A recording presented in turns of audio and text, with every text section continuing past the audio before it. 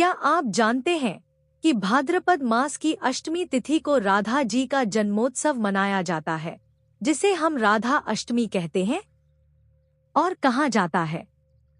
जिस घर में इस दिन श्रद्धा से व्रत और पूजा की जाती है, वहां बरकत, सुख समृद्धि और प्रेम का वास होता है। आज की इस वीडियो में हम आपको बताएंगे राधा अष्टमी का महत्व, इसकी कथा और पूजा विधि, ताकि आप इस दिन का पूरा लाभ उठा सकें। राधा जी भगवान श्री कृष्ण की अनन्य प्रिय हैं।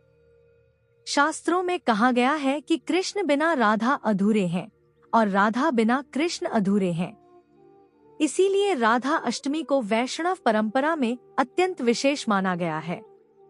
मान्यता है कि इस दिन जो भी भक्त सच्चे मन से व्रत और पूजा करता है, उसके जीवन से दुख दरिद्रता दूर हो जाती है और घर परिवार में बरकत और सुख शांति बनी रहती है।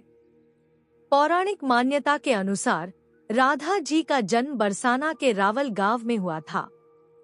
कहा जाता है कि राधा जी जन्म से ही दिव्य थी और उनकी आंखें जन्म के तुरंत बाद नहीं खुली। लेकिन जब नन्हे कृष्ण पहली बार उनके सामने आए, तभी उनकी आंखें खुली। ये इस बात का प्रतीक है कि राधा और कृष्ण एक दूसरे के बिना अधूरे हैं।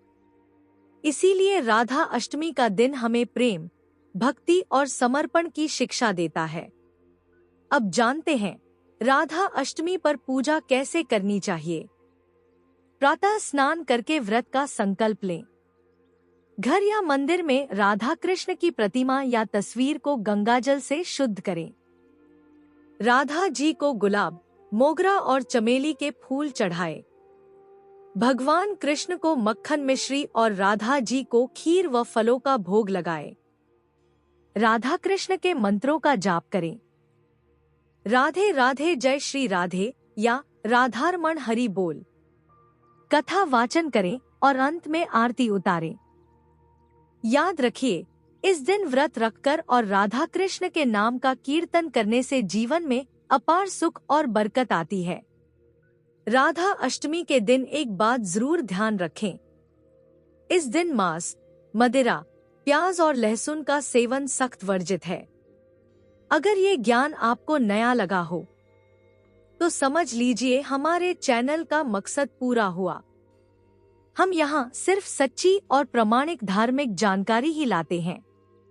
इसीलिए अभी सब्सक्राइब कीजिए, ताकि अगली बार कोई भी महत्वपूर्ण ज्ञान आपसे छूट न जाए।